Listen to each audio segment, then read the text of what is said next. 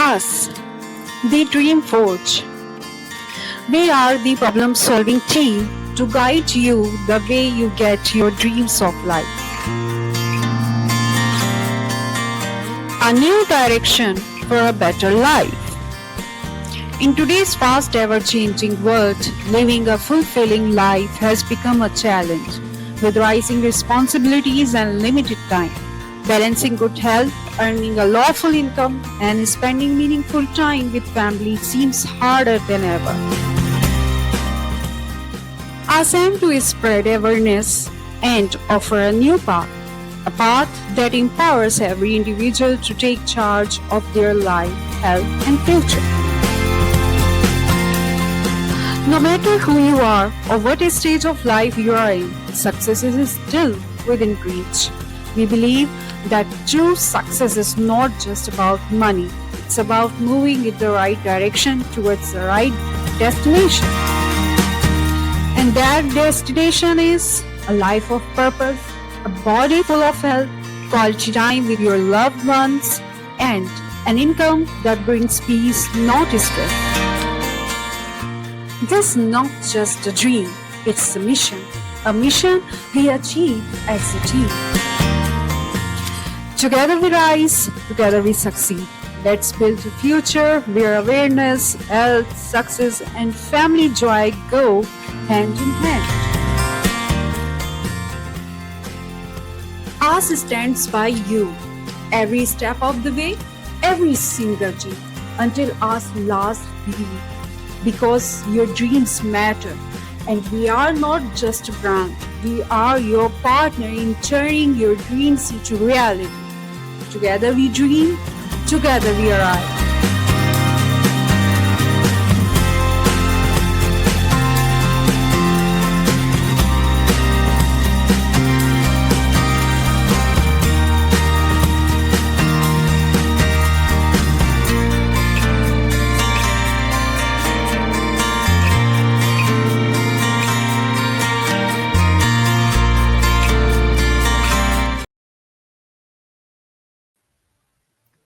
Assalamu alaikum. This is Fateh Siddiqui, Chief Coordinator Media Cell Pakistan, आपकी मेजबान। और दिन है हमारा पीर का और प्रोग्राम है होम्योपैथी एंड होलिस्टिक हीलिंग। और मेहमान सब जानते हैं डॉक्टर सनोबर गनी हमारे साथ मौजूद हैं और खुशामदीद कहते हैं सनोबर को। जी अस्सलाम वालेकुम सनोबर, कैसी हैं आप? बिल्कुल ठीक ठाक, फर्स्ट क्लास, अल्लाह का शुक्र। आप सुनाए जनाब, कैसी हैं? अल्हम्दुलिल्लाह अल्हम्दुलिल्लाह बिल्कुल ठीक फाइनली वी ठाक। All are back. हाँ जी, बिल्कुल बिल्कुल बिल्कुल। जिंदगी के मामलात ऐसे हैं कि मसरूफियत अजीबोगरीब किस्म की है और समझ नहीं आ रही थी बंदा किस साइड पे जा रहा है। नहीं, मसरूफियात होना भी अच्छी बात है, जाहिर है इंसान मसरूफ रहता है, ब्लेसिंग होती है। खाली रहता है तो फिर तो मसले शुरू हो जाते हैं। बिल्कुल ऐसे ही है, बैठे बैठे बोरियत होती है। ये क्या किया जाए। जी, तो हमारा आज का प्रोग्राम डेंगू वायरस, डेंगू बुखार जो कि बड़ा ही तबाही मचा रहा है सिंध भर में, तो काफी अमवात सामने आई है। डेंगू खतरनाक बीमारी, खतरनाक वबा। और आज का प्रोग्राम है हमारा डेंगू के बारे में। जी सनोबर, क्या होता है ये डेंगू? अच्छा, उस तक तो मैं बाद में आती हूँ, पर मैं ना एक बात इस तवज्जो से जरूर प्रोग्राम करना चाहूंगी कि जी हम लोग जी। ना अभी वीक पहले एक मीटिंग में बैठे हुए थे, डॉक्टर्स की मीटिंग थी। हम्म और बहुत सारी चीज़ें हम लोग क्योंकि बात ये है कि जिस फील्ड में हम हैं ना स्पेशली, वहाँ पे हम रिज़ल्ट्स देख रहे होते हैं। वरना बाकी चीज़ों में तो ऐलानात हो रहे होते हैं ना, ये दे दो, फलाँ चीज़ दे दो, फलाँ चीज़ दे दो। उसके साइड इफ़ेक्ट्स क्या आ रहे हैं, मार्केट में रिज़ल्ट्स क्या मिल रहे हैं, इससे सरोकार काम ही होता है। तो हम्म। अच्छा डेंगू के हवाले से भी स्पेशली जो बात है ना, उसमें हम ये बात ज़रूर करना चाहूँगी मैं कि ना जब भी हमारे यहाँ पाकिस्तान इस बात से मैं समझती हूँ अल्लाह ताला ने इसको बहुत नवाज़ा है कि हमें खुदा ने चारों मौसम दिए हैं और बिल्कुल। मौसम चेंज होते हैं और जैसे मौसम चेंज होते हैं वो थोड़े बहुत अपने असरात दिखाते हैं। तो अगर हम देखा जाए ना तो खुदा ने हमारे मुल्क को बहुत सारी चीज़ों से नवाज़ा है और हमें उस चीज़ की कदर नहीं है, ये ऐसे चीज़ ही। है। ठीक है? तो मौसम चेंज होता है तो ज़ाहिर है बहुत सारी चीज़ें अपने साथ बहुत सारी बीमारियाँ भी लेकर आता है, बहुत सारे मसाइल लेकर आता है। लेकिन इसमें जो बेसिक चीज़ है ना वो ये है कि आज के प्रोग्राम के तवज्जुह से क्योंकि आज के प्रोग्राम के टॉपिक में ये चीज़ शामिल भी होती है। सबको मैं ये कहना चाहूँगी जो मौसम चेंज होता है हम क्या होते हैं कि जी अब डेंगू आ गया मच्छरों को मार दो, अब फलाना मौसम आ गया फलाँ चीज़ को मार दो, अब फलाँ चीज़ शुरू हो गया फलाँ चीज़ को मार दो, तो खुदारा सारी चीज़ों को मारने से पहले जो बेहतर काम करना है ना, वो अपनी इम्यूनिटी बूस्ट करें। अपने बच्चों बिल्कुल। की इम्यूनिटी बूस्ट करें, अपनी इम्यूनिटी बूस्ट करें। ठीक है? तो इम्यूनिटी हमारी जितनी बेस्ट होगी, उतना हम हर चीज़ को एन्जॉय भी कर सकेंगे, हर चीज़ से हम फ़ायदा भी उठा सकेंगे और हम सब कुछ कर सकेंगे। अब क्योंकि डेंगू के हवाले से प्रोग्राम है, तो इसमें तो बड़ी इम्पोर्टेंट बात है कि डेंगू हमें सब जानते हैं मच्छर से फैलता है और मैं आपको एक मज़े की बात बताऊँ इसमें कि होम्योपैथी जब इजाद हुई थी ना, जो हम्म। इसकी बुनियाद पड़ी थी, वो मलेरिया से ही पड़ी थी। मलेरिया की मेडिसिन को जो-सा है वो किया गया था समझ लें प्रूव किया गया था। देखा गया था कि सिंकोना बार जो कि एलोपैथी में यूज़ होता है और उसके जो इफ़ेक्ट सामने आते हैं, तो उन्होंने देखा अगर हम इसको पोटेंटाइज़ फॉर्म में यूज़ करें, तो ये होम्योपैथी में क्या इस्तेमाल होगा? तो जो उसकी पहली बुनियाद थी, वो थी ही मलेरिया। और डेंगू फ़ीवर हम समझते हैं कि शायद आज का फ़ीवर है, ये आज का फ़ीवर नहीं है क्योंकि जब हम अपनी हिस्ट्री पढ़ते हैं, तो उसमें जो एक हमारे इसको जो आम इसका नाम है ना, जो पुराना नाम था हड्डी तोड़ बुखार, हम्म। बोन फ़ीवर जो-सा है ना या हम्म। इन्फ्लुएंज़ा ये बीमारियाँ को पता है हमारे हिस्ट्री की बहुत पुरानी बीमारियाँ हैं। तो उसमें से है तो तब से ही इसका है और तब ही से इसकी सिम्पटम्स थी, सारा कुछ था, ठीक है? ये लेकिन ये है कि उस वक़्त में मैं समझती हूँ इम्यूनिटीज़ फिर भी बहुत अच्छी थी, तो बहुत से लोग इससे लड़ लेते थे। लेकिन ऐसे कंट्रीज़, ऐसे इलाके जहाँ पे इम्यूनिटी वैसी नहीं थी या डाइट वैसी नहीं थी क्योंकि ज़ाहिर बात है अब तो पहले लोग मैं समझती हूँ भूख से मरते थे, अब लोग खा-खा के मरते हैं। ये एक बड़ा बात है कि पहले लोग हर भूख से दौर में ऐसे ही है, हर दौर अब में ऐसे ही है। लोग अब लोग खा-खा के मरते हैं, ठीक है? तो वो बात का मकसद कहने का ये है कि उस वक़्त अच्छा, ये खा खा के मरने वाला कौन सा खा खा के मरना है? ये बहुत मैं ज्यादा ये खा सोच के रही थी, मैंने कि अभी तक पूछा नहीं इसने मुझसे खा-खा के मरने वाला कौन सा गाना? नहीं नहीं नहीं नहीं, नहीं भाई, प्रोग्राम गैर सियासी, मुझे सियासी क्यों बना देते हैं हम लोग? मैं सियासी बात नहीं कर रही हूँ, मैं गैर सियासी बात खा-खा कर रही हूँ। कौन सा खा-खा के खाना? मैं बताती हूँ वैज इसकी वजह बिरयानी खाना, हाँ, वो इसकी मैं आपको वजह बिरयानी बताती खाना हूँ कि या बहुत देखिए ज्यादा हद से ज्यादा खाना? वो मसाला खाना नहीं, उसमें आपको चीज़ बताऊँ हम लोग इसमें अब जो वक़्त जा रहा है ना, एक तो वही बात है कि हम बेतुका खाते हैं, बैलेंस डाइट नहीं ले रहे। हम्म। बाकी चीज़ों से हट के बात करें अगर हम लोग, ठीक है? बैलेंस डाइट हमारी डाइट में शामिल नहीं है। हमारे पास एक आसान हल है, हमें कोई बीमारी होगी या सब कुछ खाना छोड़ दो या जब तक बीमारी नहीं तब तक सब कुछ खाओ। जो हमें सूट करता है वो भी खाओ, जो नहीं करता वो भी खाओ। अच्छा, अच्छा एक जो सबका तो बड़ा मजेदार है ना, बीमार हो गए तो यार मरना तो है, तो क्या हाँ, खाए बगैर खा के मरे? मरे खा के हाँ, मरो। खा के मरना तो मरो। नहीं, और क्या, खा के मरो, ठीक है, वो भी तो खा के तब तक मरो। मारेंगे। ठीक है, अच्छा जो एक बात फिर माशाल्लाह से जिस चीज़ की बीमारी होगी उस चीज़ को काट के बाहर फेंक के निकाल दो। जी पित्ता खराब है फेंक के उठाए निकाले यूट्रस खराब है उसको काटो बाहर निकाल के फेंक दो। पॉसिबल। यार अल्लाह का वास्ता है, अल्लाह ताला ने आपको नेमतों से नवाज़ा है, उसका शुक्र अदा करें। हम लोग तो मैं समझती हूँ कि अब देखिए खुदा ताला ने इंसान के लिए जन्नत बनाई, जन्म बनाई, इतने मेवे-जात बनाए, सब कुछ बनाया अल्लाह ताला ने। और हम बड़े फखर से बड़े सुकून से कहते थे कोई बात नहीं डॉक्टर साहब मेरा पिता ये निकाल के भाई फेंक दे। डॉक्टर साहब भी कहते शुक्र है आपने 2 लाख 3 लाख मुझे देना भूसा भरने के लिए है ना। तो ये बात है कि अब हम लोग खा खा के बीमार हो रहे हैं कि जो चीज नहीं खाने वाली वो भी खा रहे हैं। अच्छा तो टाइम टेबल नहीं है, कौन सी चीज किस टाइम खानी है कोई पता नहीं है। और विदाउट जो फूड मैं एक बात मजे की बताऊं, मैं पीछे दिन एक रिसर्च देख रही थी, ये यूट्यूब पे आजकल आपको पता है हमारे हर दूसरा बंदा बैठा हुआ रिसर्च है या नहीं है मुंह फाड़ के बात कर देते हैं। तो एक हकीम साहब बैठे वो कह रहे थे नहीं जी सब लोग ऐसे ही कहते हैं। हम भी बैठे हुए सनोवर। हाँ नहीं बैठे हुए देखे इसमें 2 तरह की कैटेगरी के लोग आ रहे हैं। उन्होंने बताया ना कुछ लोग वो जो रिसर्च करके बैठे हैं, कुछ लोग वो जिनके पास रिसर्चेस नहीं है लेकिन सिर्फ बैठे हुए वायरल होने के लिए। बात ये ना लेकिन हमारे मीडिया का देखिए जिस काम पे आप या हम लोग फाइज है ना, ये मीडिया का बड़ा इम्पैक्ट होता है। ये कोई छोटी बात नहीं। जब हमारे में अब तो 90s के जो हमारे 80s के ड्रामाज आते थे खासतौर पाकिस्तान के, मुझे याद है कि हम सऊदी अरेबिया में बैठ के जब देखते थे ना तो एक बड़ी वो अपनाई सोचती थी हमारे वतन का ड्रामा है। और हमें मैं आपको एक मजे की बात ये बताऊं कि जो अबरारुल हक के गाने थे ना उनसे हमने बहुत सारी पंजाबी सीखी थी, क्योंकि जाहिर है हम तो उर्दू बोलते थे, पंजाबी वर्ड्स का हमें आइडिया नहीं था। तो नाम भी कितना लिया अपने प्रोफेसर साहब ने, पहले गाने से ही नस्ल को बर्बाद किया था। ठीक है ना। तो अबरारुल हक के गानों से जो सा है हमने जो सी है ये सीखी। और मैं आपको एक और बात बताऊं ये जो एक ड्रामा आया था मेरा ख्याल है बूटा फ्रॉम टोगा ट्रेसिंग फैसल कुरैशी का फर्स्ट ड्रामा था, उसमें उन्होंने बहुत से वर्ड्स ऐसे यूज किए थे तो हमें पता चला अच्छा ये हमारी पंजाबी का वर्ड है उसका ये मतलब है। जैसे कि उसमें लिहाफ का वर्ड बड़ा यूज हुआ था, पठूरों का बड़ा इस्तेमाल होता नहीं, पठूरे क्या होते पता ही नहीं था। मुझे भी नहीं पता ये पठूरे क्या होते हैं, पठूरे क्या होते हैं। तो लाहौर में बैठी हूँ तुम्हें पता होना चाहिए, कल ही जाके खा कर आओ। हद हो गई है यार, लाहौर की खानी अल्लाह बचाए मैं नहीं खाती।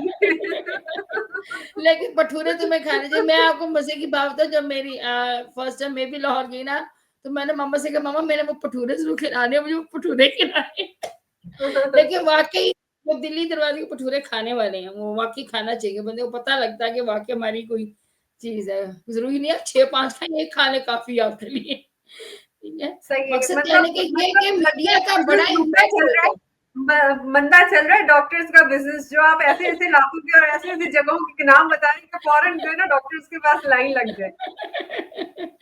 तो लग रही है लोग बात कहाँ आते हैं, लेकिन मकसद ये है कि मकसद ये है हम बात ये कर रहे थे कि मीडिया का इतना इम्पैक्ट होता है।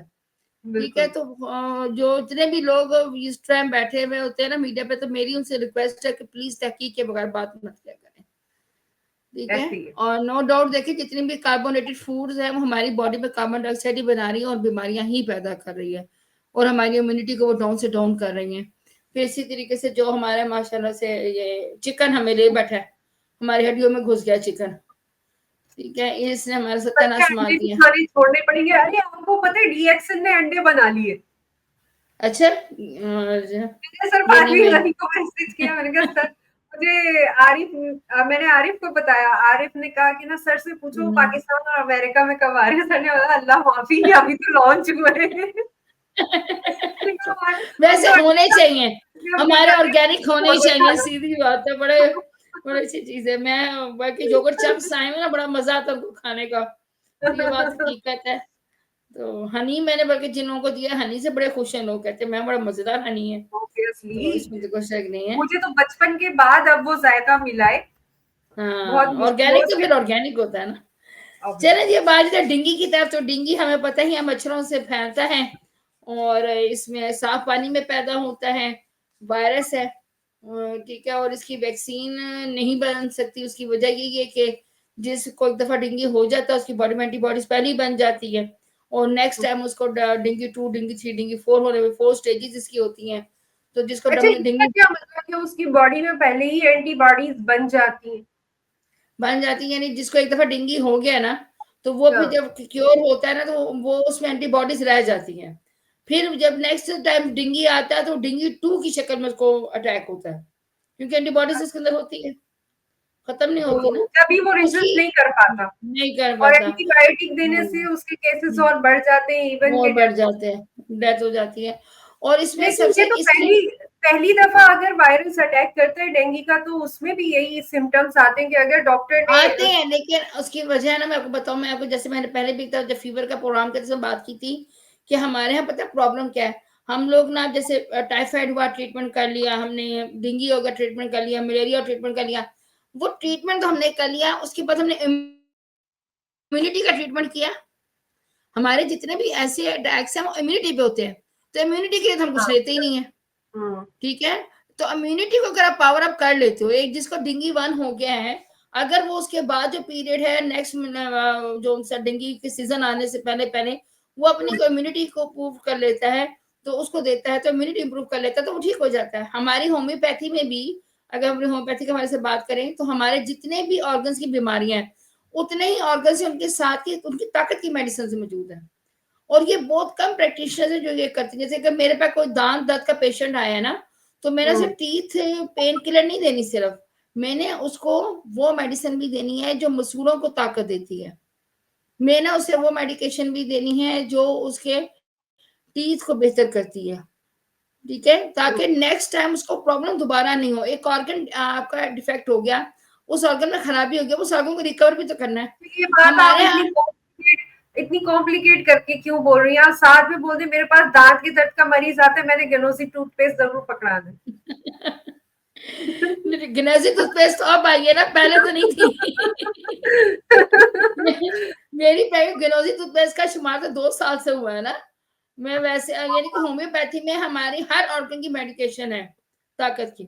हम यूट्रस की मेडिसिन देते हैं, तो यूट्रस की ताकत की दवाइयां हैं, और मैं फिर इस हम मामले में मैं 4 साल से यूज कर रही हूँ। तुम 4 साल से कर रही हो ना, ठीक है। लेकिन मैं वैसे बात करें कि होम्यो में भी इनकी जो ताकत की मेडिसिन बाकायदा मौजूद है, हर्बल आप किसी में भी चले जाओगे ना, तो उसके अंदर है, ठीक है। तो मकसद कहने का ये है कि जब आपको कोई फीवर अटैक ऐसा हो जाता है, आपको डेंगू हो गया, आपको टाइफाइड हो गया, आपको मलेरिया हो गया, तो उसके बाद अपनी इम्यूनिटी पे वर्क करें। उसके बाद जो काम करना है मदर्स ने, उनसे रिलेटेड लोगों ने, वो अपनी इम्यूनिटी पे काम करें। हमारे यहाँ प्रॉब्लम ये है कि हम इम्यूनिटी पे काम नहीं करते, और नेक्स्ट सीजन में मजीद बीमार होने के तैयार हो जाते हैं, ठीक है। तो जब आपकी जितनी इम्यूनिटी हमारी सप्रेस होती है, हम किल कर देते हैं, क्योंकि जो डेंगू है वो तो अटैक ही आपके इम्यून सिस्टम पे कर रहा होता है ना, ना ठीक सिर्फ है। दोबारा बीमार होने के लिए तैयार हो जाते हैं, बल्कि पुरजोर तरीके से पहले से ज्यादा। वो उस तरीके से तैयार हो जाते हैं, ठीक है। तो उसकी बात ये है, फिर दूसरी बात ये है कि हम सब जानते हैं कि जो उनसे हमारे दूसरे इलाज के सिस्टम में वायरल का कोई ट्रीटमेंट नहीं है, ठीक है। हाँ, बैक्टीरियल अच्छा, मैं ट्रीटमेंट्स तो यही हैं। सवाल पूछने वाली थी कि क्या हाँ, ये सही है, ये मिथ है या रियलिटी है? ये बताइएगा हम्म, कि वायरल इन्फेक्शन की कोई जरूरत ही नहीं है आपको दवा करने की। नहीं, ये ऐसा नहीं है। देखिए मेरी बात सुने, जब अगर आपका बैक्टीरिया आपका, इम्यून सिस्टम सही हो तो। हाँ, अगर इम्यून सिस्टम सही हो फिर जरूरत नहीं है। तो अगर आप अरे इम्यून ठीक ही नहीं कर रहे हैं, इम्यून आपने खराब रखा हाँ, हुआ, तो फिर तो आपको जरूरत है ना, ठीक है ना। एंटीबायोटिक्स में क्यों बंद की जाती है? इसी वजह से कि एंटीबायोटिक्स जो सी है वो इम्यून सिस्टम को सप्रेस करती हैं, इम्यून सिस्टम को कमजोर करती हैं, तो हम लोग इसमें नहीं देते। तो वायरल सिस्टम में अगर आपका इम्यून सिस्टम बेस्ट है, इम्यून ठीक है आपका, तो वो फिर हम वैसे भी मैं आपको चीज बताऊं, आप जितनी भी हर्ब्स हैं जिनको आप स्टडी करेंगे, एज ए होमियोपैथ से हट के भी अगर हम बात करें, तो हर्ब्स में आपको एक चीज कॉमन मिलेगी कि हम सब की सब एंटीवायरल, एंटीबैक्टीरियल, एंटी फंगल है, एंटी इंफ्लेमेटरी, एंटीऑक्सीडेंट है। जितने भी हर्ब्स आप उठा के पढ़ लें, चाहे आप सिर्फ पुदीने को भी पढ़ लें, ठीक है, तो उसमें है। तो ये अल्लाह ताला की बनाई हुई जड़ी बूटियों में अंदर कुदरती चीजें हैं, तो है। तो हमें ये बात सोचनी चाहिए कि हमें अपने इम्यून सिस्टम को बूस्ट कैसे रखना है।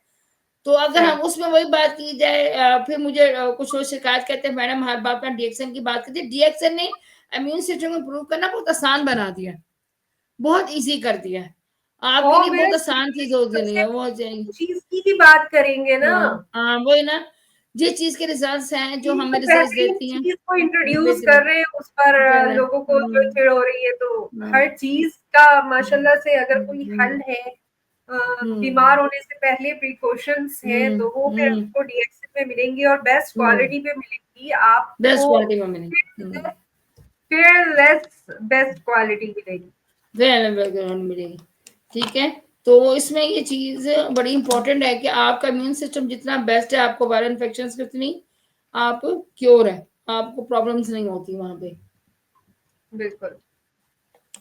ठीक है। और देखिए हम तो दोनों आपको ये भी बताते रहते हैं, बल्कि मैं तो अपने तमाम प्रोग्राम्स में ये डिस्प्ले करती रहती हूँ, पानी पीना बहुत जरूरी है।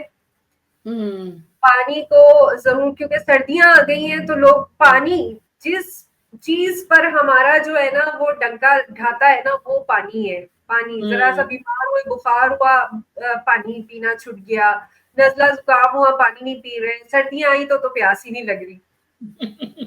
नहीं जी, कायनात का वजूद पानी से है, पानी से, और कायनात का वजूद पानी से है। ऑब्वियसली हमारी बॉडी में सेल में भी 95% वाटर है, तो बाकी सारा जो सा बाकी चीजें आती हैं। ठीक है, तो पानी तो बहुत इंपॉर्टेंट चीज है। और पानी में तो अल्लाह ताला ने वो, बल्कि इसकी एक मेमोरी, वाटर मेमोरी थेरेपी भी है, वाटर मेमोरी थ्योरी भी है। अगर आप नेट पे सर्च करें तो आपको पता चलेगा पानी किस कि तरीके से सांसों में कैसे पीना चाहिए, उससे हाँ, आप किस तरीके से, हम तो खैर घूट ले रहे हैं अभी, लेकिन जी। और पानी तो को आप जो कहेंगे वो शिफा आपके लिए देगा। अगर आप सादे पानी को भी उसको कहेंगे ना कि मेरे लिए शिफा बन जाओ, अंदर जाके मुझे शिफा दो, तो वो देगा। ये अल्लाह ताला का बनाया हुआ निजाम है, खुदा ने अपनी चीजों में सब चीज में डाला है। हम लोग जो उनसे सिर्फ गाफिल हैं। इल्म होते सोते हर चीज से गाफिल है। अच्छा, कोई ऐसी अलामत है डेंगू की जो कि बाकी बुखारों से डिफरेंस जो है वो डिफरेंशिएट करे आम लोगों को, ताकि वो थोड़ा सा रिकॉग्नाइज कर सके, क्योंकि डेंगू के मरीजों की अमवात की जो बड़ी वजह है वो इलाज है, गलत इलाज, गलत डायग्नोज, वक्त से पहले डायग्नोज करके इसमें ना आपके सबसे जो बड़ी बात है ना कि जो डेंगू फीवर है ना, उसमें आपकी आंखों के पीछे बहुत सभी किस्म का पेन होता है। मैं भी इसी तरफ ये आ रही थी, हाँ, काफी बुखारों में मैंने नहीं देखा। नहीं उसमें नहीं होता। और ये अच्छा, ये पहले दिन से ही होता है आंखों के पीछे दर्द, या अगर ये मतलब जैसे जैसे स्ट्रीम पे जाता है जब होता है? क्योंकि ये नहीं, ये अगर स्टार्ट में, क्योंकि देखने वाले ये स्टार्टिंग में जब फीवर हाई हो जाता है ना, तो उसके साथ ही ये स्टार्ट हो जाता है। क्योंकि जो लेटर ऑन सिम्टम्स हैं उसमें तो आपको आएगा ना कि आपके WBC बढ़ गए का, और आपके जो है व्हाइट सेल कम हो गए, वो इम्यून सेल्स कम हो गए, वो तो लेटर ऑन आती है ना चीजें, या ब्लीडिंग शुरू हो गई, ये लेटर ऑन सिम्टम है। जो फर्स्ट सिम्टम्स आपको है ना कि तेज फीवर, एक तो बोन क्रैकिंग पेन्स, ऐसे लगे जिसमें को किसी ने तोड़ा, यानी कि एक फीवर की पेन होती है जो वैसे आम बॉडी पेन्स होती हैं, एक बॉडी पेन होती है ऐसे लगता है किसी ने तो मारा है, कूटा है। पेशेंट ऐसे कहेगा मेरी हड्डियां चूर चूर होगी, मुझे किसी ने खूब मारा है, मुझे ऐसे लगता है कि मैं किसी चीज के ये बस के नीचे आ गया था, मेरी हड्डियां पिस गई हैं। ठीक है, ये पेन्स है ना, ये इसके डेंगू फीवर में स्टार्ट में ही आपको हो जाती है। एक ये, और एक ये सर दर्द तो एक आम होता है, लेकिन एक जो आंखों के पीछे की तकलीफ है ना, वो बहुत शिद्दत से हो जाती है, तो आप कंफर्म है कि आपको डेंगू है। अच्छा, ये वहां से चीजें जो है, ये अलामतें तो ये वो बोल सकता है ना जो बोलना जानता है, या जो एक्सप्रेस करना जानते हैं, यानी उसकी उम्र इतनी ज्यादा हो कि वो बात करना जानता हो और एक्सप्रेस करना जानता हो। छोटे बच्चे जाहिर है अगर वो बोलना भी जान रहे होते हैं तो उनको एक्सप्रेशंस नहीं आते, उनको उसमें बताना बताती नहीं। छोटा बच्चा क्या करेगा, मैं आपको बताती छोटा बच्चा क्या करेगा। छोटा बच्चा बाबा इस पे क्यों हाथ रखेगा, ठीक अच्छा। है ना, वो तकलीफ का इजहार करेगा।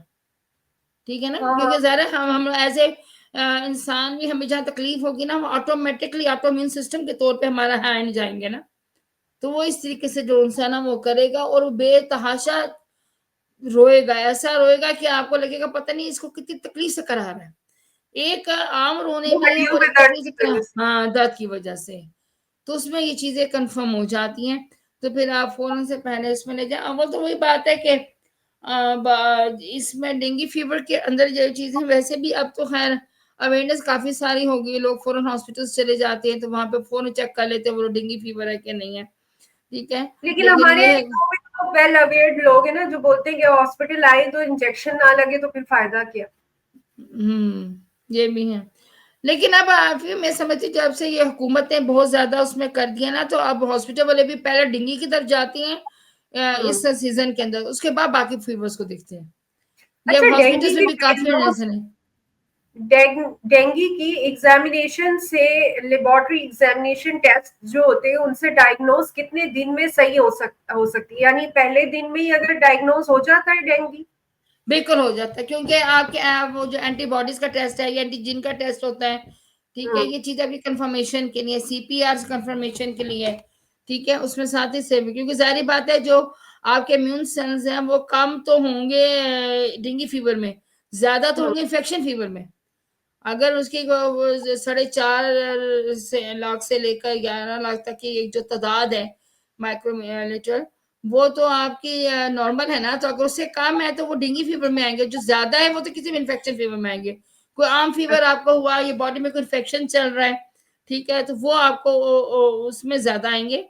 लेकिन अगर आपके सेल के अंदर तोड़फोड़ शुरू हो गया कि व्हाइट सेल टूटना शुरू हो गए हैं, या वो कहीं आपके बोन मैरो में जाके बैठ गया है, ठीक है, ये व्हाइट सेल्स के ऊपर जाकर उसने अटैक कर लिया, इम्यून सेल्स के ऊपर अटैक कर लिया, तो वो तो फौरन उसमें डायग्नोज हो जाता है, उसके साथ फौरन डायग्नोज हो जाती है। हाँ, ठीक है, क्योंकि जाहिर बात है कि जब अभी स्टार्टिंग में सिम्टम्स होती हैं तो उस टाइम तो ब्लीडिंग नहीं स्टार्ट हो जाती ना, ठीक है, उसमें तो नहीं हो जाता, तो वो जब आपको उससे कंफर्म हो जाता है कि ये जाके इम्यून के अंदर बैठ के इसको तोड़ना शुरू कर दिया इम्यून सेल्स को, ठीक है, तो इसका जो इंक्यूबेशन ब्लीडिंग पीरियड है कहाँ उसका कहाँ बनाने से स्टार्ट हो सकती है? कान से, नाक से? ब्लीडिंग सब कहाँ जगहों कहाँ से, से? सब जगहों से, कान से, नाक से। अच्छा, इसमें ना जब इस तरह के कोई सिम्टम, वो जो पहला सिम्टम आता है ना, वो आपको स्किन पर रैशेस नजर आएंगे, जब हाँ, आपके ये सबसे पहले स्किन, हाँ, लाल धब्बे, हाँ, लाल लाल हाँ, सुर्ख सुर्ख धब्बे, जैसे धब्बे ब्रूसेस। शुरू हो जाएंगे आपको, नजर ब्रूसेस शुरू हो जाएंगे आपको, फिर उसके बाद आपको ब्लीडिंग, फिर दिल का खराब होना, बाज जगह में उल्टियां शुरू हो जाना, ठीक है, तो वो इस तरीके से तो ब्लीडिंग आ जाना शुरू। उसमें खारिश भी होती है, ये जो सुर्ख धब्बे नुमाया होते हैं या दाने से निकल आते हैं? खारिश तो इतनी ज्यादा नहीं होती, लेकिन तकलीफ ज्यादा होती है, दर्द बहुत तेज होता है, अच्छा, पेन ज्यादा होता है, खारिश से ज्यादा पेन होती है। तो ये मतलब अगर किसी को ये सुर्ख धब्बे या दाने से निकलते हैं, तो ऐसा तो नहीं लोग समझ सकते कि ये जो है वो मीजल्स हो गई है या चिकन पॉक्स हो गई? अच्छा, इसमें ना समझ जाते हैं लोग, लेकिन मैं आपको एक चीज बताऊं कि इसमें अवेयरनेस के हवाले से भी पॉइंट ऑफ व्यू जरूरी है कि जो मीजल्स होते हैं या जो चिकन पॉक्स होते हैं ना, उसके एक तो दाने छोटे होते हैं, और उसमें खून आपको फटा हुआ मालूम नहीं होता। जो डेंगू का आपको खून या लाल धब्बे नजर आते हैं ना, वो आपको लगेगा कि स्किन के नीचे कुछ चीज फट गई है। अच्छा, जैसे हाँ, मस्क्यूलर डैमेजेस हाँ, होते हैं। हाँ, डैमेजेस होते हैं, वो आपको फटा हुआ मालूम होगा, ठीक है। हम्म। इसका जो मिसेस वाला का फटा हुआ मालूम नहीं होता, ये तो लाल धब्बा सा पता चल रहा था, और उनमें खारिश ज्यादा होती है, इसमें खारिश ज्यादा नहीं होती, ये चीज है, ठीक है ना। इसमें और इसमें पेन उसमें भी होता है, लेकिन उसमें पेन कम होता है, इसमें पेन ज्यादा होता है। ये इनके जो उनके डिफरेंसेस है ना, ये आ रहे होते हैं, जहां से कंफर्मेशन हो जाती है कि डेंगू के इलामात है, ठीक है। तो और वही इसके बात आ जाए। वायरसेस की लाइफ कितनी होती है? लाइफ ड्यूरेशन कितना होता है इसका साइकिल? कितने दिन रहता है एक ये वायरस? ये नहीं, देखिए मैं आपको बात बताऊं, ये खतरनाक इस हवाले से है क्योंकि ये इम्यून के सेल्स में जाके बैठता है, और अगर ये हम्म। वहां पे अपना काम शुरू कर दे, फिर ये बंदा मार के उठता है, ओ। क्योंकि सेल्स डेड में कर देता है ना, क्योंकि ये वो टाइफाइड वाला फीवर की तरह नहीं ना, कुछ अरसा रहा खत्म हो गया चला गया, नो, क्योंकि इसका अटैक है सीधा इम्यून सेल्स के ऊपर होता है ना। अब इम्यून सेल्स जब डैमेज हो जाएंगे, आपकी बॉडी का कुव्वत मुदाफिया का निजाम ही सारा डेड हो गया, तो फिर पीछे कुछ नहीं बचता। इस हवाले से खतरनाक है, इसीलिए इसका हम लोग एतबार नहीं करते हैं, और हम कहते हैं कि जल्द से जल्द जो इंसान है बेहतर है कि हॉस्पिटलाइज हुआ जाए, ताकि हर तरह के इमरजेंसी ट्रीटमेंट को ट्रीट किया जा सके। लेकिन इसके बावजूद मैं आप लोगों को ये सजेस्ट करूंगी, सारे अपने व्यूअर्स को, कि अगर डेंगू की आपको कंडीशन हो जाती हैं तो ना, अच्छा हाँ, इसमें को मैं आपको बात बताऊँ, अच्छा जब डॉक्टर ने कह दिया कि भैया आपने पेशेंट को विटामिन सी ज्यादा देनी है, और हम इतने सियाने हैं, हम विटामिन सी लेने के लिए जो से डब्बे वाले जूसेस पे चले जाते हैं, तो मेहरबानी करके पहले एक बंदा डैमेज हो रहा है, ऊपर से आप उसको मजीद इम्यून कम करने वाली चीजें दें। विटामिन सी के लिए आप जाके मैं वो बीटा फ्रूटे का जूस लेकर आया, बीटा फ्रूटे के जूस के अंदर जूस कब है, कभी आप उसके ऊपर इंग्रेडिएंट्स पढ़े तो आप लोगों को पता चले उसके अंदर डाला क्या हुआ है। तो ये अपने हाथ पे रहम करें, ठीक है। उसमें हमारे पास देखें हिबिस्कस फ्लावर्स का जूस है, वो यूज करें, बेहतरीन vitamin C, natural vitamin C है। ये यही रूट बात हो रही है कि स्पाइरुलिना और रोजीले बहुत फायदेमंद देते हैं। वो तो फायदेमंद है। जी, ये हाँ, आ गया जनाब रोजेले रोजीले। जूस, हम्म फौरन से पहले आपने बंदा हॉस्पिटलाइज भी किया है तो जूस आप उसको ये शुरू करें, अपने रूह बच्चा अफ़ज़ा का आप को भूल उसमें जाएं जनाब, रूह अफ़ज़ा को भूल हाँ जाएं, हाँ शक्कर की पुड़िया है रूह अफ़ज़ा। हाँ हाँ। उसको बोलेंगे जूस दे और स्पालिना ला देंगे, 2 चीजें उसको शुरू करा दे, बाकी आप मेडिकेशन करवाते नहीं तो जूस मेहरबानी करके ये दे, अगर आपको अपने प्यारों से मोहब्बत है, ठीक है। अगर आप लोग चाहते हैं कि बच्चे उनकी इम्यूनिटी बढ़ जाए, और ये मैं बताऊं आपको, आप कोई भी ट्रीटमेंट करवा रहे हैं उसके साथ अगर ये चीजें देते हैं तो आपकी रिकवरी जल्दी होगी। हम ये तो चाहते हैं रिकवरी जल्दी, और रिकवरी जल्दी करेंगे, हम दे क्या रहे हैं पेशेंट को, ठीक है। तो पेशेंट को साथ ये इस्तेमाल करवाएं, जो जूस वो देने के बजाय रोजेले जूस दें उसको, ये वाली टैबलेट्स दें उसको, जो उनसे इम्यूनिटी की टैबलेट, इम्यूनिटी बूस्टर टैबलेट्स, ताकि फौरन फौरन इम्यूनिटी बूस्ट हो, आपकी इम्यूनिटी है उससे लड़े और आपका फीवर ठीक हो जाए, ठीक है। तो हॉस्पिटलाइज होने के साथ से इन सारी चीजों को साथ अपने जारी रखें, इनको नहीं छोड़ें। बेहतरीन विटामिन सी का जूस है ये, ठीक है। और नहीं तो फिर आपके माशाल्लाह संतरे आ गए, ठंड आ गई है, माल्टे आ गए हैं, संतरे हैं, मीठा है, ये चीजें जो सी हैं ये विटामिन सी का नेचुरल सोर्स है, उन चीजों को दें। पर खुदा का वास्ता है कि अपने प्यारों को जो डब्बों के जूसेस मत दें, कार्बोनेटेड ड्रिंक्स मत दें, ये चीजें मत दें। अगर आप उनकी इम्यूनिटी बूस्ट करना चाहते हो तो करें, या फिर वही बात है इमली आलू बुखारे का जूस है, बेहतरीन चीज है। लेकिन वो बात है ना, इमली आलू बुखारे जूस हर बंदे को सूट नहीं करता, ठीक है। सर्दियां तो भरी पड़ी है विटामिन हाँ सी सिट्रस से, विटामिन और सी से सर्दियों में लेमन है हम्म, मौजूद, उससे बेहतरीन तो कुछ है ही नहीं कुछ है ही लेमनेड। नहीं है, ठीक है। अगर आप लोग ये समझते हैं हम हॉस्पिटल्स में ये सारे काम कहाँ से करेंगे, तो फिर हमारे पास बेहतरीन रोजेले जूस है, रेडीमेड जूस है, लेके जाए, 3 चम्मच पानी में डालें, मिक्स कर सुबह दे दे, ड्यूटी भी कोई नहीं है, साफ सादा पानी आपको हर जगह मिल जाता है, वो लें 3 चम्मच इसके डालें, मिक्स करके दे दें, बेहतरीन है। लेकिन आप लोग बेहतर ये है कि कोशिश करें कि जब ये जूसेस देने हैं तो बॉइल्ड वाटर में दें, वो ज्यादा बेहतर है। बॉइल्ड, मिनरल वाटर नहीं, बॉइल्ड वाटर, दोनों चीजों में फर्क है। मिनरल वाटर के अंदर कभी भी बैक्टीरिया या वायरस के क्लस्टर्स नहीं टूटे होते, बॉयल वाटर में वो क्लस्टर टूट जाते हैं। इसकी जो केमिकल है वो भी समझें बात को, ठीक है। तो मिनरल वाटर जो सा है, आप लोग समझते हैं हेल्थ की अलामत, it is not a labour of health, बिल्कुल भी नहीं, क्योंकि हमें नहीं मालूम होता कि जो मिनरल वाटर आ रहा है इसकी सोर्सेज क्या है, ये इसके अंदर चीजें मौजूद हैं या नहीं है। बना के प्लास्टिक की बोतल कितने अरसे से यूज हो रही है, क्या वो धूप में तो नहीं पड़ी हुई थी, ये तमाम चीजें आपके पास कंफर्मेशन में नहीं होती हैं। तो बेहतर है कि पानी बॉयल करके अब उसके अंदर ये चीजें यूज करें। इसीलिए डीएक्सन के जितने भी जूसेस हैं ये गिलास की बॉटल्स में आते हैं, और ये इम्पोर्टेड और बड़ा महंगा गिलास होता है, और ये जो सा चीजों को नुकसान ही उन्हें देता है। और मजे की बात यह कि इनके रियलिटी और ऑर्गेनिक होने के ये सबूत है। इन्हें आप बाहर रखोगे तो इनको फंगस लग जाएगा, इसको फ्रिज में रखना है, इसको फ्रिज में रखना है, ठीक है। तो क्योंकि उसी टाइम पे उसकी करके इसको, तो उसको उसी टाइम एयर टाइट करके इसको बंद किया जाता है।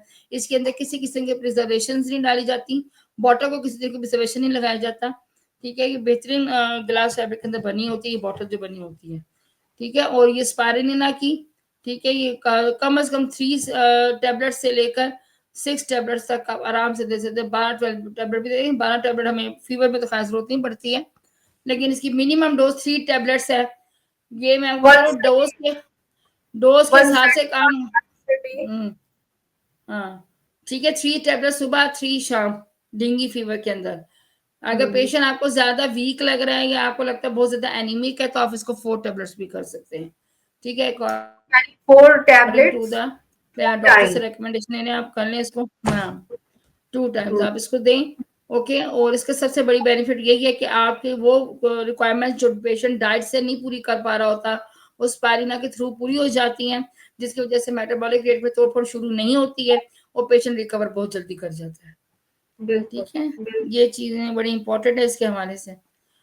अच्छा, ये और साफ पानी में अंडे देते हैं, बिल्कुल साफ पानी मंडी देते हैं, ये इसलिए जो सफाई एहतियात है हाँ इसलिए एहतियातों में वही सफाई नहीं सामान है, एहतियात में ये पहली चीज आ जाती है। आप घरों में कहीं भी भी साफ पानी मच्छर किसी जगह, है। साफ पानी कहीं ना छोड़े, हाँ फिर ठीक है। वही बात है, बच्चों को जो सा नेट में सुलाएं ताकि मच्छर वहां से अंदर ही ना जा सके। घरों में मुख्तलिफ जो से मच्छर मार चीजें इस्तेमाल करें, ठीक है। और बच्चों को मॉस्फेल, अभी मॉस्फेल बनाना भी सिखानी है हमने, ऑर्गेनिक मॉस्फेल। मॉस्फेल के हवाले से भी माओ को बड़ा वो रहता है कि क्या केमिकल है, बच्चा छोटा मुंह में ना डाले। वैसे पंजाब में नीम नहीं मिलता, मैंने देखा है नीम, वरना सिंध में तो नीम भरा पड़ा है। तो नीम का पानी या नीम के पत्तों का लेप कर दें या निमोलियो का लेप लगा दें, बेस्ट वो होता आज है। आपको पता है, आपने जो दूसरी मेडिसिन मैंने रखी है वो हमारी नीम से बनी हुई मेडिसिन है, वो इसलिए मैंने रखी है। उसी का आज हम बताएंगे हमने कैसे बनाना है उसे, सही मॉस्फेल। ठीक है, सही। मैं मॉस्फेल तो आज जब हम से उसको पंजाब बनाएंगे। में घूम रही हूँ और पंजाब में मैं नीम को तरस गई हूँ। नहीं, नीम के नाम पे पता नहीं मुझे क्या क्या दिख रहा है। नीम ही दिख रहा। नहीं, हमने होम्योपैथी ने ये काम आपका आसान कर दिया, आप वो मेडिसिन ले आओ, नीम ही नीम है। नहीं, हम ऑर्गेनिक वाले, ओ माय गॉड, हर जगह नीम के दरख्त। बचपन सारा नीम के दरख्त के नीचे झूला झूलते हुए गुजरा दादी के घर में, और उसके बाद निमोलिया खाते हुए। तो फिर वो जो है आज जो ओमिक्रॉन। हमारी दूसरी मेडिसिन है ना, वो है ही यही नीम से बनी मेडिसिन, आजाद रक्त एंडी का। ये मेडिसिन हमारी है ही नीम से बनी हुई है, और इसको हम लोग यूज करते हैं ये मॉस्फेल बनाने के लिए। नेचुरल मॉस्फेल है, नारियल के तेल में। कौन सी वाली, जो 2 शीशियां, दो जो नहीं, एक दो शीशी? नहीं, जो एक शीशी है, जो एक शीशी है। ओके।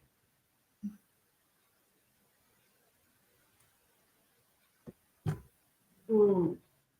अच्छा, एक चीज और है इसमें, कि जो लोग आदी होते हैं, जाहिर है हम तो इतना आदी हो चुके हैं दवाओं के, जरा सा होम मेडिकेशन तो हमारे रच बस गई है। पता चला कि बुखार हुआ है बच्चे ने, या जो भी घर का फर्द है, जो पेशेंट है, उसने दर्द का जिक्र करना शुरू किया, और हमने उठा के उसको पेन किलर दे दी, एस्प्रिन दे दी। ये हरकत डेंगू के लिए कितना नुकसानदेह हो सकती है, ये बताइएगा प्लीज। डेंगू के लिए तो वाकई ये नुकसानदेह होती है, लेकिन मैं समझती हूँ अभी भी बहुत फर्क पड़ गया वो इस लिहाज से कि हमारी अवेयरनेस तो आ गई कि मौसम डेंगू का जा रहा है, तो हम पहले उसको प्रेफर कर लें। बहुत ये बहुत से लोग अभी भी ऐसे हैं जिनको इतनी अवेयरनेस नहीं है। हम्म, और सबसे अच्छी बात ये कि वो यूज टू हो गए यूट्यूब भी देखने के, भले वो पढ़ना नहीं चाहते, भले वो मालूमात हासिल नहीं करना चाहते, लेकिन ऐसी वीडियोस उनकी नजर से गुजर सकती हैं गुजर उनके लिए, सकते हैं, हाँ। कि प्लीज प्लीज प्लीज किसी भी किस्म का बुखार हो, और किसी भी वक्त हो, क्योंकि जरूरी नहीं है आपको पता चल रहा हो कि डेंगू फैल रहा है या नहीं डेंगू फैल रहा है, वो बुखार डेंगू ना हो, उससे उसके इफेक्ट से बचने के लिए फौरन एस्प्रिन या पेन किलर्स ना दें बुखार में किसी भी बच्चे को, या जो इन्फेक्टेड है पर्सन।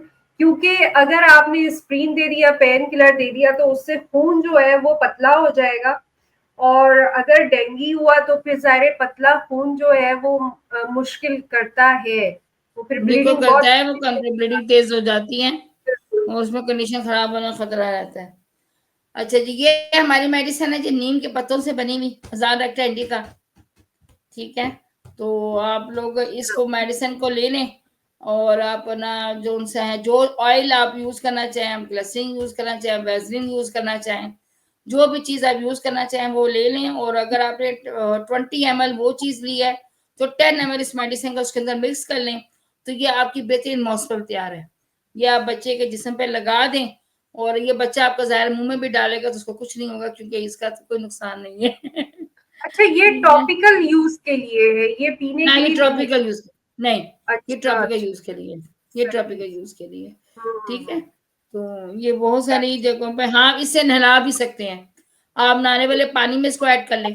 ठीक है ना, तो वही बात है, कितने एक बाल्टी बच्चे? पानी, 10 ml काफी होता है। ये जो 30 ml की बॉटल है, 10 ml इज एनफ। ठीक है ना, तो एक 10 ml बाल्टी? बहुत होता है। हाँ, एक बाल्टी एक में, बाल्टी? हाँ, एक बाल्टी में 10 ml बहुत होता है, उसमें से डाल के आप उसे नहला लें। ठीक है, आप तो उसको उससे नहला क्या होगा? सकते हैं।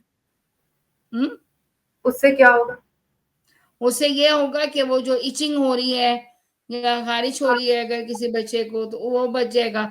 ठीक है ना, हम्म। और अभी मैं दूसरी बात ये है कि अगर ये इसके मॉस्फेल बना लेते हैं तो बच्चे के जिस्म पे लगा दे तो मच्छर कटने से उसकी प्रिवेंशन रहेगी, मच्छर नहीं काटे। बजाय इसके कि आप मार्केट से मॉस्फेल लाएं और फिर उसमें वही बात है कि उसमें खतरा भी होता है कि बाज़ औक़ात वो चीज़ ऐसी डली ना हो जो बच्चा मुँह में डाले, क्योंकि छोटे बच्चे तो हाथ मुँह में डालने से बाज़ नहीं आते। तो बाज़ हम्म। औक़ात वो चीज़ें बच्चों को नुकसान बिल्कुल। पहुँचा देती है ना, ठीक है? तो इस वज़ह से वो जो-सा आप इस्तेमाल करें, तो ये आपके लिए बहुत अच्छी चीज़ है। और आज की हमारी दूसरी जो मेडिसिन है, वो बड़ी एक अहम मिनट मेडिसिन है।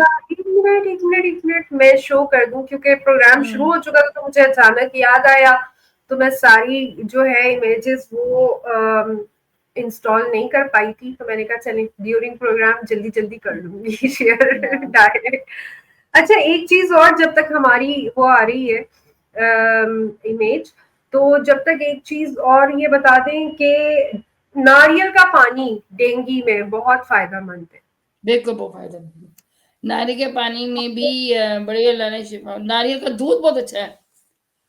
हम्म। नारियल का दूध भी डेंगू में बहुत अच्छा है, ठीक है? क्योंकि उसके अंदर भी कुछ अल्लाह ताला ने ऐसे इंग्रीडिएंट्स रखे हैं, जो हमारी हम्म। बॉडी के लिए बहुत फ़ायदा, नारियल का पानी तो आपको पता है वैसे ही बहुत अच्छा है। मेरी नानी कहती थी गोरा बच्चा पैदा करना है तो पियो। नारियल पानी पियो। नारियल पानी सही। पियो, नारियल की गिरी खाओ, गोरा अच्छा। बच्चा पैदा करने के लिए। और अब हम कहते हैं जैसे गोरा बच्चा पैदा कर रहा है, वो स्पाइरलिना खाए। स्पाइरुलिना। स्पाइरुलिना। स्पाइरलिना खाए। जिसे गोरा बच्चा पैदा करना है, वो स्पाइरलिना खाए। वो माँ जिसने गोरा बच्चा पैदा करना है, और स्पाइरलिना उसमें खाए। सुर्खी ऐड करनी तो रोजीले भी पी ले। रोज़ीले भी पी ले। सुर्खो सफेद बेबी हो जाएगा। सुबह सुबह जो भी हो जाएगा। ठीक है ना? सही हो गया। तो आपको पता जी। है अब इस वक़्त ना हमारे यहाँ स्पाइरुलिना और रोज़ेलियम और एंज़ी वैसे भी प्रेगनेंसी में बहुत इम्पोर्टेंट है। उसकी वजह ये है कि बच्चों में इस वक़्त किडनी फेलियर की तादाद बहुत ज़्यादा हो रही है, ठीक हम्म। है? माज़ूर बच्चे बहुत ज़्यादा पैदा हो रहे हैं, ठीक है? अब जो लोग ये चाहते हैं कि उनके हेल्दी बेबीज़ हों, वो उन चीज़ों का इस्तेमाल करें और खुदारा सेल्फ मेडिकेशन ड्यूरिंग प्रेगनेंसी बिल्कुल मत करें। ख़ास तौर पे वो माएँ जो 2 में उनकी बात हुई नहीं तो पैराडोल खा ली। जो 2 मिनट में पैराडोल या एस्पिरिन के जो आप बेवजह प्रेगनेंसी में इस्तेमाल करते हैं ना, तो वही भी बच्चों में किडनी फेलियर का बायस या किडनी में पथरी का बायस बनती है। वरना आप मुझे बताएँ 4 महीने के, 5 महीने या साल 2 के बच्चे के किडनी में पथरी का क्या काम है? ठीक है, हम्म। तो ये मेहरबानी है। तो एज़ ए माँ जब आप बंदा माँ बन जाता है ना, फिर उसको बहुत कुछ सोचना पड़ता है। एज़ ए लड़की तो आप जो मर्ज़ी करें ना, एज़ ए माँ नहीं आप कर सकते। लेकिन पता है, एज अ लड़की हम जो कुछ कर रहे होते हैं ना, फिर वो औलाद के वक्त में सामने आता है। सामने आता है, ये भी बात है, इसमें तो कोई शक नहीं। तो ये तो फिर इसलिए टॉपिक ही अलग हो एज अ जाएगा। फिर लड़की तो के वक्त, हमारे व्यूअर्स कहेंगे कि हमें क्या पढ़ा रही हैं ये लोग। नहीं तो ऑब्वियसली आप देखें ना, जो भाई आप देखें कि अगर ये जितने भी आपने मामलात बताए ड्यूरिंग प्रेगनेंसी जो बच्चों में डेवलप हुँ, होती है, हुँ, वो सारी मेल न्यूट्रिशन की वजह से होती है। बिल्कुल ऐसे ही है। मैलन्यूट्रिशन की वजह से होती हैं, साथ में बात ये है कि जेनेटिक डिज़ीज़ेज़ जब आ जाती हैं, बीच में इन्वॉल्व हो जाती हैं, आपको जीन्स डिकोड नहीं होता, किसी हम्म। वजह से। तो जो लोग ये चाहते हैं कि उनकी फैमिली में जो उनकी जेनेटिक डिज़ीज़ेज़ ट्रांसफ़र नहीं हों, तो वो मेहरबानी करके अपना ड्यूरिंग प्रेगनेंसी होम्योपैथी मेडिसिन्स का इस्तेमाल लाज़मी करें। ये आपकी सेहत और आपके बच्चे की सेहत के लिए बहुत इम्पोर्टेंट है। ये होम्योपैथी की बुराई नहीं है, लेकिन हमें नस्ल बचानी है। हम किसी सिस्टम के हक में भी नहीं, किसी के सिस्टम के खिलाफ भी नहीं है। हम अपने इंसानियत की नस्ल को बचाना चाहते हैं और वो करना चाहते हैं।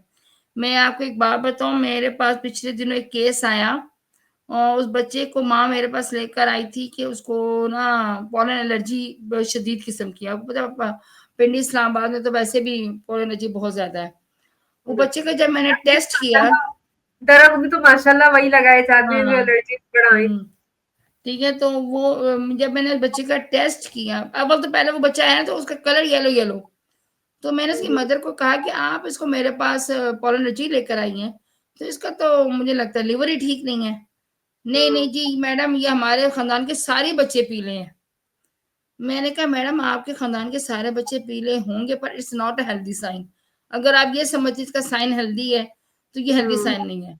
तो फिर खुद ही कहती है नहीं हमारे बाकी जो हमारी पॉलन एलर्जी है ना, ये हमारे जेनेटिक्स में है। हमारे खानदान में सारे इसके दादा को थी, इसके बाप को है, हम में इसके कज़िनों को है। ठीक है, तो मैंने जब उसके ना टेस्ट किया, वो पता है हमारे होम्योपैथी का बड़ा स्पेशल किस्म के टेस्ट होते हैं, सेल बेस में आ जाती है। तो जब मैंने अच्छा। उसका टेस्ट किया तो मैंने उसकी मदर को बताया कि आपको पता है आपके बेटे के जो लिवर है ना ये हेमोलिटिक जॉइंटिस का शिकार है। तो वो कहते हैं वो क्या होता है? मैंने कहा ये आपकी जीन्स में से ट्रांसफर हुआ, शुक्र करें कि आपके बच्चे को वो नहीं हुआ, थैलासीमिया नहीं हुआ, तो वरना आपके ट्रेड्स में उसके साइंस आ रहे हैं। हम्म, ठीक है ना? तो मकसद कहने का ये है कि हम बहुत सी चीजें ऐसी हैं जिन्हें हम कोई मान नहीं रखता। अब ये होम्योपैथी में आप सेल बेस्ड स्कैनिंग करके तो निकाल सकते हैं, बाकी किसी टेस्ट में नहीं निकाल सकते आप ये चीज। ठीक है ना? फिर मैंने उसके बेटे को कुछ बातें पूछी, उसने कहा जी बिल्कुल ऐसे ही होता है।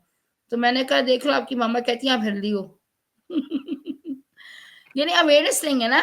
सादी हाँ। माए हमारी माँ तो जो सारे खानदान का है तो फलाना है, तो मैंने कहा सारे खानदान का हो ना हो मुझे ये तो बाकी फिर बचा खैर। हमारे ये भी बात है ना कि पेरेंट्स अक्सर बच्चों की जो कंप्लेन्स होती हैं उनको इतना सीरियसली लेते सीरियस नहीं। नहीं लेते हैं, वो सीरियस नहीं लेते समझते ये हैं कि वो बहाना बना रहा है, क्योंकि अक्सर वो हाँ पढ़ाई के वक्त वो हम्म, होता है, ठीक है, तो वो हर चीज को वो हम्म, साइकोलॉजिकल ले जाती हैं या बहानाबाजी ले हम्म। जाती हैं, तो उनको अच्छा उसके सीरियस। अलावा एक और बात आपको बताऊं, मैं बच्चे को पूछ रही हूँ जवाब माँ दे रही, मैंने उसकी माँ को कहा कि प्लीज आप चुप कर जाएं, तो मुझे बेटे को जवाब देने दें, उसे बताने दें मुझे।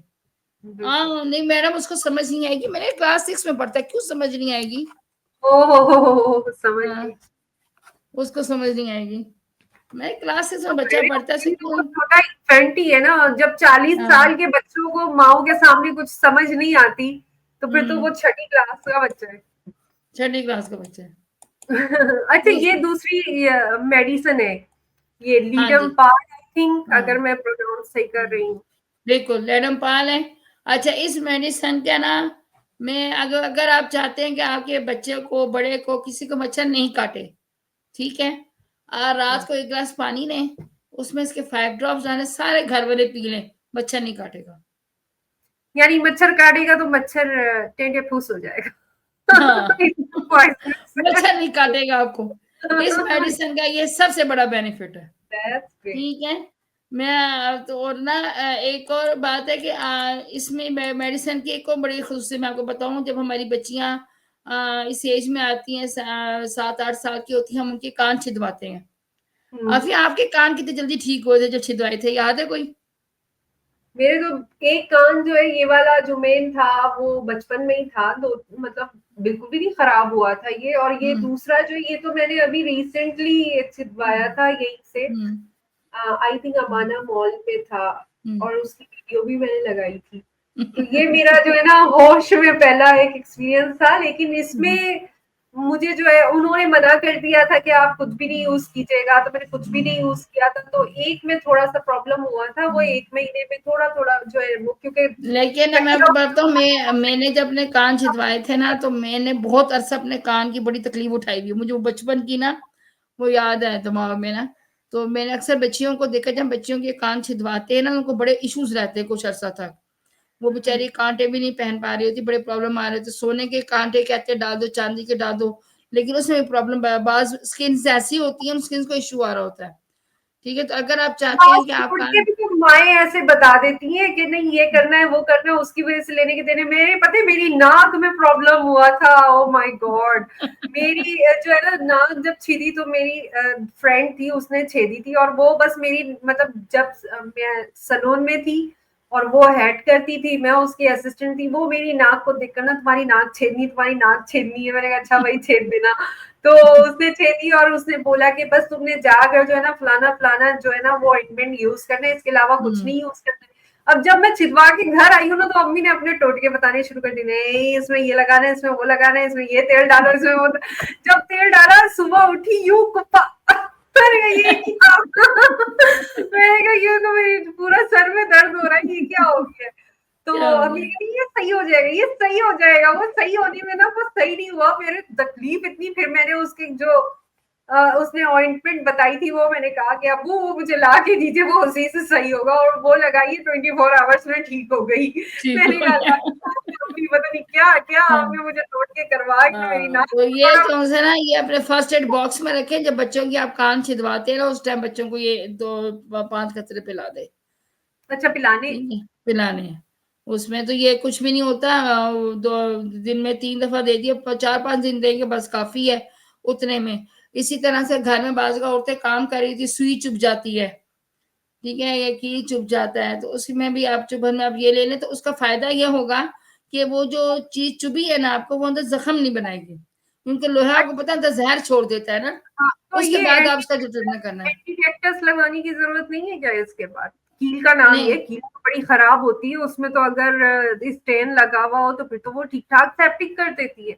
सेप्टिक कर देती है, तो ये आपको उसके ना साइड इफेक्ट से बचा लेगी, फिर जाके जो सा मर्जी ट्रीटमेंट करवाएं आप। अच्छा अच्छा अच्छा, जब आपके सही। पास घर में पड़ा हुआ है ना, अगर ऐसे कोई इशू आ गया तो आप फटाफट इसकी ड्रॉप्स ले लें, तो ये आपको जिस हो जाते तो आपको बहुत सारे साइड इफेक्ट से बचा लेगी आपको, ठीक है। सही। तो इसका ये बड़ा फायदा है इसका। तो वैसे अगर मच्छरों के दिनों में आप लें तो मच्छर आपको नहीं काटेंगे, ये सब उससे बड़ा फायदा है इसका, ठीक है। तो ये बड़ी बेहतरीन काम की चीज है, और ये फर्स्ट एड बॉक्स का हिस्सा भी मैंने इसलिए बनाया कि एक तो ये मच्छरों के कांटे से बचाती है, दूसरा जितने भी हमारे ऐसे आते, चाकू लग गया, सुई लग गई, चुभ गई, ठीक है ना, या बाज औकात हम लोग इंजेक्शन लगवा के आते हैं ना, तो वो पता चलता है किसी नर्स ने बड़ा डाटा किसी का इंजेक्शन लगा दिया है, वो घूमड़ बन गया यहाँ पर, अब बर्फ लग रही है घर से उसमें भी मियाँ आप इस दवाई को दें घर तो से उसके मियाँ से साइड में लड़ती लड़ती सारा गुस्सा जो है पेशेंट में निकाल दिया पेशेंट इंजेक्शन पर निकल जाता है। तो उसमें भी अगर आप उसको पेशेंट को ये देते हैं तो उसकी कम से कम वो जो शिद्दत है ना वो कंट्रोल हो जाएगी, फिर उसके बाद आप जो ट्रीटमेंट करना आप कर सकते हैं, ठीक है। अच्छा, और ना मेरे अभी जहन में इतनी जबरदस्त बात आई है ना, वो तो मैं चाहूंगी कि जो अभी सुन रहे हैं, देख रहे हैं और जो बाद में देखेंगे वो ना पल्लू से बांध ले और हर जगह बड़ा बड़ा लिख के लगा ले कि जी हम दवाएं बताते हैं, चाहे हम हेलोपैथी बताएं चाहे हम होम्योपैथी बताएं, वो फर्स्ट एड के लिए वो उस बीमारी के रिएक्शन को रोकेगी फौरी तौर पर, और मेडिसिन के रिएक्शन को रोकना हो तो फिर गैनोडर्मा और स्पाइरुलिना लीजिए। बिल्कुल सही बात है। अगर आप लोग चाहते हैं कि आपकी बॉडी में डेड सेल्स ना बने, बॉडी से डेड सेल निकले, आपकी बॉडी एंटीऑक्सीडेंट रहे, आप फ्रेश रहें, आप कैंसर से बचें, आपको बड़ी-बड़ी बीमारियां ना हो, तो गैनोडर्मा से बनी कोई भी कॉफी इस्तेमाल करें, फ्रेश एंड गुड रहें। ठीक है, बहुत ज़रूरी है। आज के वक़्त की ज़रूरत है गैनोडर्मा। हम जो कॉफ़ी है हमारी किसे किसी भी फ्लेवर के अंदर हमारे गैनोडर्मा शैम्पू, गैनोज़ी सोप, गैनोज़ी टूथपेस्ट, ये तमाम चीज़ें जो-सी हैं ना, ये इस वक़्त की ज़रूरत है। और अगर आप लोग चाहते हैं कि आपकी नस्लें, आप लोग बीमारी से बचें, तो अपने घरों में जब बजट बनाते हैं, तो आज से अपने हेल्थ बजट भी बनाना है। हम डिज़ीज़ेज़ बजट तो बनाते हैं, हेल्थ बजट नहीं बनाते। तो डिज़ीज़ बजट में तो ये आ गया ना कि हमें पता है कि हमने फ्रोज़न फूड्स लानी है, लाके खा लेनी है, कैन-बेटेड फूड लानी है, लाके खा लेनी है, फिर हमने कार्बोनेटेड फूड्स लाके खा लेनी है, तो बीमारी बन गई ना, फिर उस बीमारी के इलाज कराने हमने भागना है। तो उससे बेहतर है कि हम अपना एक हेल्थ का बजट बनाएँ, उस हेल्थ के बजट में हम हेल्दी चीज़ें लें, ठीक है? अपना हेल्थ का ब्रांड ही चेंज करना है ना आपने सिर्फ़। आपके टूथपेस्ट, आपकी शैम्पू, आपका सोप, आपकी कॉफ़ी, ठीक है? ये जो 4-5 चीज़ें इनका अपना ब्रांड चेंज करें तो हेल्दी ज़िंदगी गुज़ारें। बाकी बात वही है कि सेहत और ज़िंदगी अल्लाह ताला के हाथ में है। लेकिन खुदा ने कहीं भी ये नहीं कहा कि जानबूझ के कुएँ में छलांग मारो। ये इजाज़त खुदा ने कहीं भी नहीं दी है, ठीक है? तो अल्लाह ने इंसान को समझ दी है, सोच दी है, ठीक है? अभी ये देखिए मैं वो देख रही थी कि आजकल सब पड़े हुए जी हम जवान लगें, जवान लगें। जवान लगनी है तो फिर ऑर्गेनिक चीज़ें खाएँ ना। जाके फिर जो आप एस्थेटिक को इतने-इतने पैसे दें जी, वो फिलर्स डालें, वो सुइयाँ चुभवाएँ, वो इतना कुछ करें जी, आपकी स्किन लिफ्ट करें। तो ये अगर आप चीज़ ऑर्गेनिक इस्तेमाल करते हैं, आपका सेल अगर जवान है। अच्छा, मैं बिल्कुल। गैनोडर्मा की रिसर्च के हवाले से आंटी आपको एक चीज़ यहाँ और बताऊँ कि हमारा जो अंदर क्रोमोसोम होता है ना, उसका भी एक हेड होता है। और ये जो गैनोडर्मा है ना, ये उस हेड को हमेशा जो-सा ना जवान रखता है। जब वो हेड सही है तो आपका सेल ठीक है, सेल ठीक है तो आप जवान हैं, और वो आपकी एज बढ़ाता है। इस तरह से आपकी एज जो-सी है ना उसमें बढ़ती है, ठीक है? तो इसलिए हमेशा जवान रहना चाहते हैं, हमेशा खूबसूरत नज़र आना चाहते हैं, नेचुरल ब्यूटी चाहते हैं, कैंसर से पाक ज़िंदगी चाहते हैं, तो आप गैनोडर्मा की बनी हुई कोई भी कॉफ़ी पिएँ। और शैम्पू भी यही इस्तेमाल करें, सोप भी यही इस्तेमाल करें, टूथपेस्ट भी यूज़ करें। ये चीज़ें तो वो हैं जो हम घर में लाते ही लाते हैं। तो वो अब क्यों ना हम लोग जो-सी हैं वो जो ऑर्गेनिक ब्रांड की दें। सबसे बड़ी बात ये है कि इनकी ऑर्गेनिक गारंटी है ना, जो कहा जा रहा है वो डाला जा रहा है। बिल्कुल ठीक ऐसे। है? ये चीज़ें उसमें मेंशन है। मुझे उस दिन कोई कह रहा था कि जी मैडम हमारी ये टैबलेट्स हैं जी, ये स्टीरॉइड के बगैर है, पेन किलर है। मैंने से पूछा, मुझे बता सकते हो इंग्रेडिएंट कौन से? कहते नहीं। मैं कि जब आप इंग्रेडिएंट नहीं बता सकते तो गारंटी किस बात की है? आप मुझे पूछे मेरी प्रोडक्ट का इंग्रेडिएंट, मैं आपको इंग्रेडिएंट बताऊंगी। मैं आपको ये भी बताऊंगी उसका एक्टिव इंग्रेडिएंट कौन सा है, उसका बायोएक्टिव अच्छा, कंपाउंड कौन बहुत सा है। से लोग मिलते हैं ना, तो अगर मैं बोल रही होती ना जी स्पाइरुलिना, अच्छा स्पाइरुलिना इसके इंग्रेडिएंट्स क्या है? मैंने कहा ये यही इंग्रेडिएंट है। नहीं ना, मैंने कहा ये तो फूड वही बात है कि हम इंग्रेडिएंट। तो हमारी प्रोडक्ट का पूरा इंग्रेडिएंट बता सकते हैं आपको। जी, ठीक है ना? बिल्कुल। जैसे हमारी टूथपेस्ट है, देखो सीवीड है, सीवीड में अर्जिनाइन है, ठीक है। फिर वो उसके साथ आगे उसमें क्या नाम है, नाइट्रिक ऑक्साइड को वो जो सा लिफ्ट अप करती है। तो ये सारी चीजें हमें मालूम है, उसके हिसाब से उसको कर सकते हैं। स्नैप फूड बनाती है, बहुत कुछ करती है। तो ये बड़ी बात है, ये चीज है। आप लेकर आए ऐसी नेचुरल चीज मार्केट से, मैं कहती हूँ मुझे कोई भी ऐसी नेचुरल चीज ला दे तो हम रिएक्शन छोड़ देंगे। इसके मुकाबले की चीज नहीं मिलने लगी। नहीं मिलने, ऑब्वियसली ऑब्वियस। चले, मैं आज के लिए आपको इतना ही। बताऊं, मिलेंगे फिर नए प्रोग्राम के साथ, और कोशिश बिल्कुल करेंगे जो बिल्कुल। गैप आया वो ना आए। और आज आप लोगों ने एक चीज फील की होगी, मैं बड़ी पीसफुल रही। मैं, मेरे हाथ अपने बालों को संवारने के लिए नहीं गए। ऑयल लगा हुआ है, लग रहा है ऑयल लगा हुआ है, हमारा कोकोनट ऑयल लगा हुआ है मेरे बालों में। मैंने कहा सही है, बिल्कुल ठीक ठाक परफेक्ट अच्छा, नजर आ मुझे ना उसकी शाइन देख के ना आइडिया हो रहा था, मेरे क्या लगता है गेनोजी लगे हुए। शाइन, रहा हमारी प्रोडक्ट्स की शाइन अपनी है ना। हाँ, तो मैंने कहा चलो।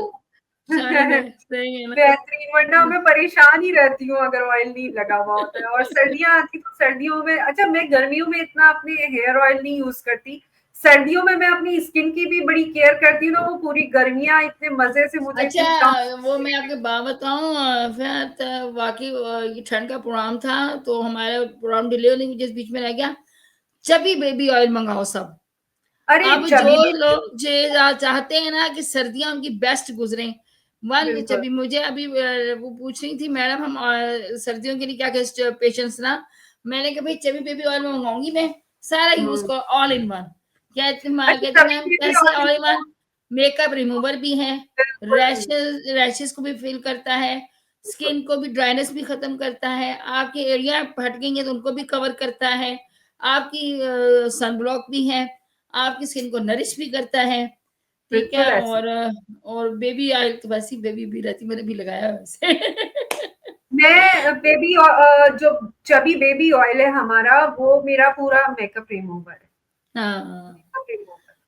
अच्छा, और उसकी ना एक बड़ी क्वालिटी है, मैं आपको बताऊं। अभी जब मैंने इसको फर्स्ट टाइम ट्राई किया ना, तो पता है हम लोग मार्केट के आम रिमूवर भी तो यूज करते हैं ना। तो मैं हम्म, किसी फंक्शन से आई थी, शादी के फंक्शन, तो हमारी फैमिली में वहां गई हुई थी, तो जरा हैवी किसी का मेकअप हुआ हुआ था। आपको पता है शादियों में तो मेकअप जिस तरह से होते हैं। घर आकर मैं कहा यार अब मैं कौन ये इतना मेकअप उतारेगा, मुझे बड़ी वो होती है क्योंकि मुझे चबी रूटीन में ऑयल से मेकअप नहीं साफ करती हूँ। होगी। तो वो मैंने ना जब भी baby oil first time use किया, उसमें लगा के जब मैंने यू वन वॉश मारा, वो सारा चेहरा साफ हो गया। मैंने कहा ये एक ही दफा में साफ हो गया। ऐसे ही फिर है मैंने वो। जब भी बेबी ऑयल को रेगुलर यूज करना शुरू किया, क्योंकि हम्म, मेरे भी ना पैर बहुत जल्दी सर्दियों में ड्राई हो जाते हैं, हाथ नहीं, पाँव बहुत जल्दी ड्राई हो जाते हैं। तो मैं तो सारी सर्दियां, मेरे जो पाँव को नरिश है ना वही करता है। वो स्किन इतनी नरिश रहती है, उसके बाद मुझे लगता नहीं ये पाँव मेरे ही है। बिल्कुल। और उसमें जो ऑर्गेन्स ऑयल्स है ना सारे हम्म। एसेंशियल, हम्म। उनका जो मतलब वो धुलता नहीं है इतना। हम्म। आपको लगेगा कि धोने के बाद ना, क्योंकि अब जैसे मैं हूँ, मैं उसको क्लींजिंग करती हूँ। एक तो वो हम्म। एक्सफोलिएट बहुत अच्छा करता है, डीप हम्म। क्लींस करता है। और उसके बाद जब मैं मुंह धोती हूँ ना, तो वो बिल्कुल एक ड्राइनेस नहीं आती है। नहीं और आती। ऐसा लगता है जैसे एक लेयर जो है ना, एक बड़ी सॉफ्ट सी और ग्रीसी सी एक लेयर आपके फेस पर लग गई है, जो कि ड्राइनेस नहीं लाने देती, और वो ऑयली भी नहीं होती। उसकी ना एक वजह ये है कि वो ना सेम्बुकस, जो हमारे ग्लैंड्स है ना, उनके अंदर वो एब्जॉर्ब होता है। हम्म, एब्जॉर्ब होके उसकी लेयर को वो ना एब्जॉर्प्शन को क्या कहते हैं उसकी, मुझे वर्ड नहीं आ रहा उसको, ठीक करता है एक्सक्रीशन को। उसके हम्म, एक्सक्रीशन को वो ठीक करता है, नरिश करता है, जिसकी वजह से ना ये फील नहीं होता। तो नेचुरली वो चीज को ना वो नरिश करता है ना, तो वो चीजें भी खराब नहीं होती हमारी।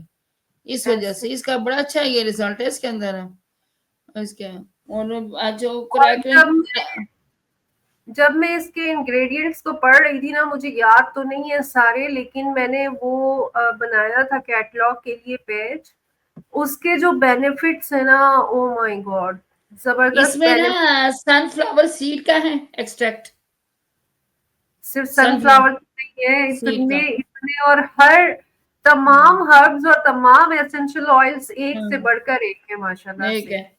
दूसरा एक आता है जिसको हम कहते हैं, मुझे उसका आम नाम है उसका, इसकी हमारी होम्योपैथी मेडिसिन भी है, हॉर्स ब्रीड मेरा ख्याल उसको कहते हैं, इकोसिस्टम। वो उसका भी इसमें शामिल है। और ये वो इकोसिस्टम हमारी वो चीज है कि ये बालों को भी हमारी बड़ा अच्छा नरिश करती है, ठीक है ना। नहीं, तो ये इसका बालों में तो मैंने नहीं लगाया, बालों में तो हॉर्स मैं टेल, मेरा ख्याल हॉर्स टेल नाम है उसका ना, उसका आम नाम जो इकोसिस्टम का।